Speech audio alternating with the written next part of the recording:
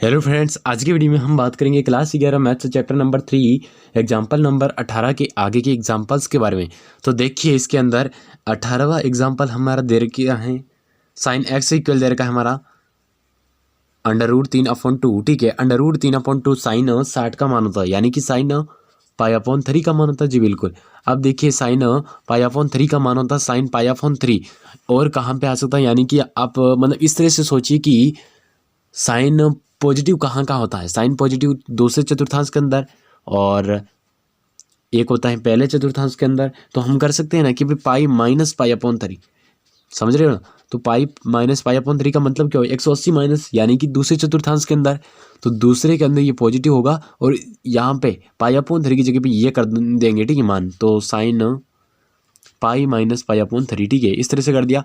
जी बिल्कुल। तो π-π/3 इसको सरल कर दीजिए लेस पे लेकर, तो 3π-π यानी 2π/3। जी बिल्कुल, इस तरह से आ गया। यही हमारा किसका मान है, एक्स यानी कि थीटा का मान है। और इस तरह से मुख्य हल या तो ये हो सकता है और या फिर π/3 हो सकता है। ठीक है, दो मान हो जाएंगे इस तरह से। नेक्स्ट इसी का जो एग्जाम्पल है हमारा 19, जिसके अंदर दे रखा है tan x का इक्वल मान दे रखा हमारा -1/√3। अब देखिए यहाँ पे -1/√3 दे रखा है। हालांकि आप जानते होंगे 1/√3 जो होता है वो तो मान किसका है, tan 30 का मान है। तो यहाँ पे ये -tan 30 का हो जाएगा बिल्कुल। तो -tan 30 को क्या कहते हैं, π/6। तो ये हो जाएगा। अब देखिए माइनस के अंदर और कहाँ का आता है, माइनस के अंदर ये मान और कहाँ का आता है, तो चौथे चतुर्थांश के अंदर हो सकता है या फिर दूसरे के अंदर हो सकता है। तो हम ऐसा भी कर सकते हैं, एक तो क्या π-π/6, ठीक है, एक तो ऐसा कर सकते हैं।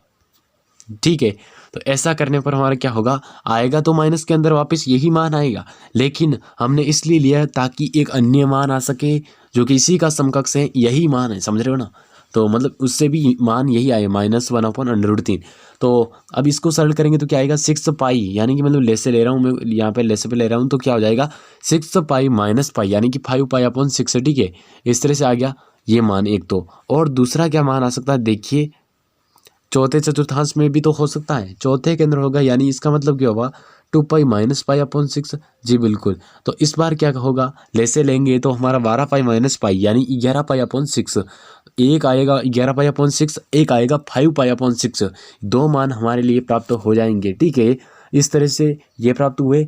और इसी के साथ अगर बात करें तो मतलब मुख्य हल की, ठीक है, इसके अंदर अब हम क्या मतलब देखिए नेक्स्ट जो एग्जाम्पल है 20वें जो भी एग्जाम्पल आगे हैं, ठीक है, उनके अंदर हमें व्यापक हल ज्ञात करने होंगे। ठीक है, तो उन व्यापक हलों के लिए क्या करना होता है कि मतलब इस तरह से हमें एक मतलब पूर्ण मतलब बीजीय व्यंजक लिखना है या फिर एक समीकरण लिखना है जिसके अंदर मतलब n का मान 1 2 3 इस प्रकार से कुछ रखने पर उनका जो किसी कोऑर्डिनेट यानी कि किसी चतुर्थांश के अंदर जाएगा तो मतलब वो थीटा का मान होगा, उसके अंदर पॉजिटिव होना चाहिए। जैसे कि समझ रहे हो ना, तीसरे के अंदर tan का पॉजिटिव होता है। ठीक है, तो देखिए इसके अंदर एग्जाम्पल नंबर 20 है हमारा, साइन x का इक्वल दे रखा है मान बराबर -√3/2।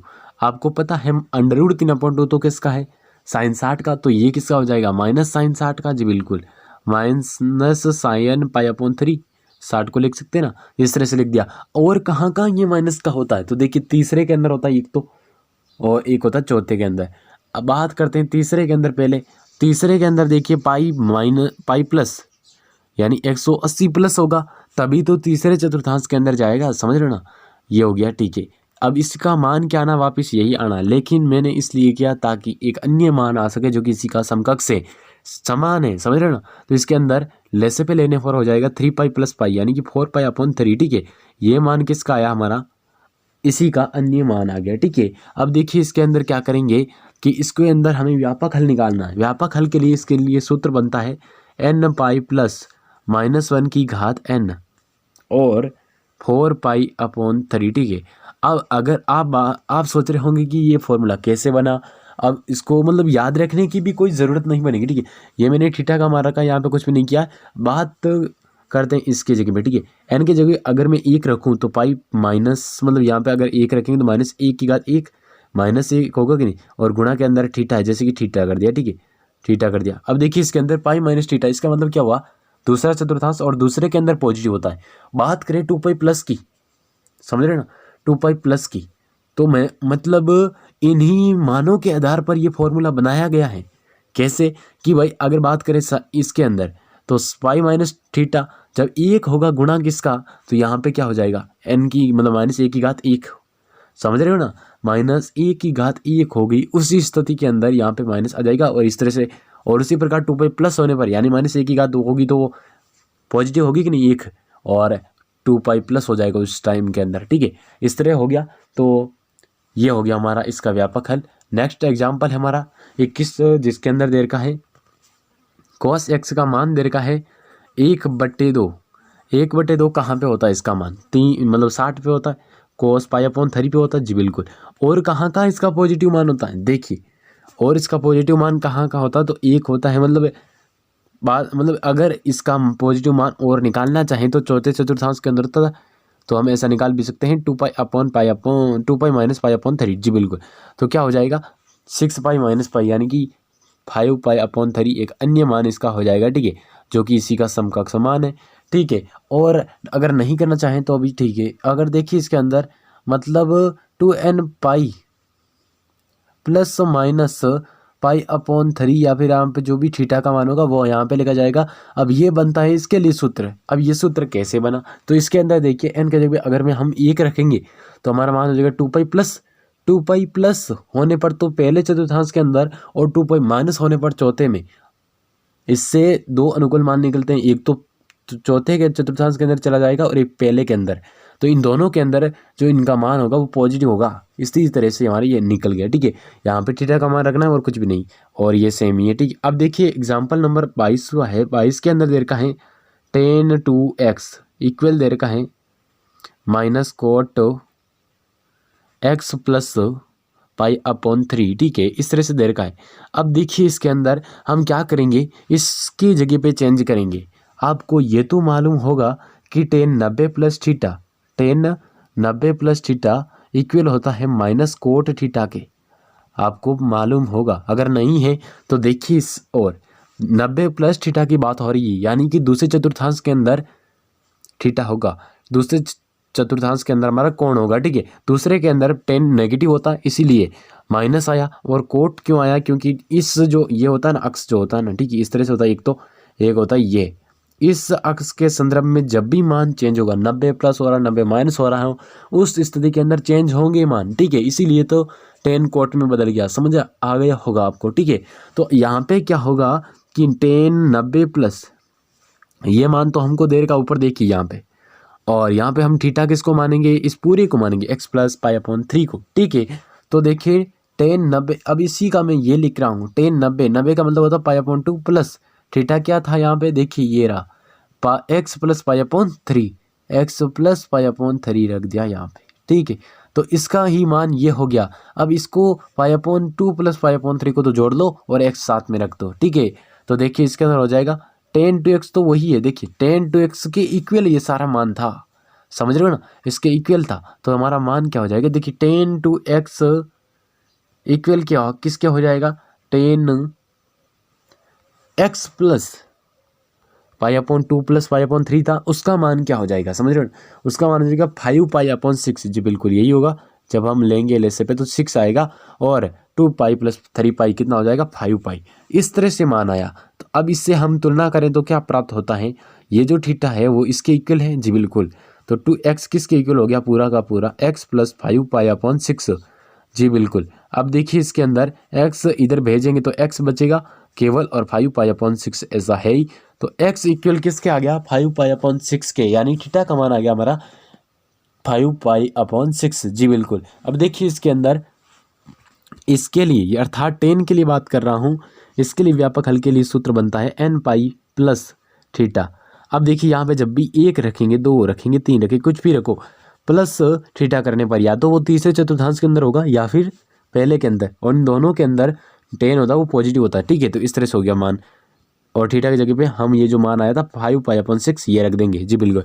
तो देखिए एग्जाम्पल नंबर 23 की बात करते हैं, sin 2x minus sin 2x minus sin 4x plus sin 6x equal दे रखा हमारा 0 के, ठीक है। इसके अंदर क्या करेंगे, इन दोनों पर हम फॉर्मूला प्रयोग करेंगे sine C plus sine D का। तो देखिए क्या हो जाएगा, 2 साइन सी प्लस डी बट्टा 2, सी का मान ये है और डी का मान ये है, दोनों का योग करो 8x और बट्ठे में 2 करो 4x आ जाएगा जी बिल्कुल, गुणा कोस सी माइनस डी, यानी इसमें से ये माइनस करो तो कितना होगा -4x बट्टे 2 यानी -2x, और कोस के संदर्भ में जब भी माइनस होता है फिर भी वो प्लस का ही होगा, आपको पता होगा।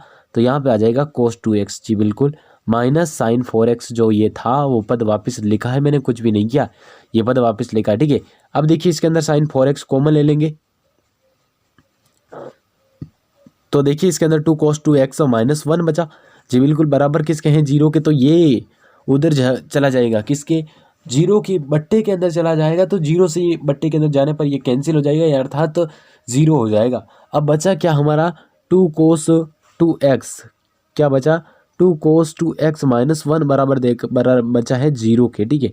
अब इस -1 को उधर भेजेंगे तो प्लस का हो जाएगा, 2 cos 2x बराबर किसके 1 के, cos 2x का मान क्या आया 1/2 जी बिल्कुल, 1/2 मान किसका आया cos 2x का, यानी कि 1/2 मान किसका आया कोस, मतलब 1/2 और किसका होता है 60 का होता है ना जी बिल्कुल, π/3 का होता है।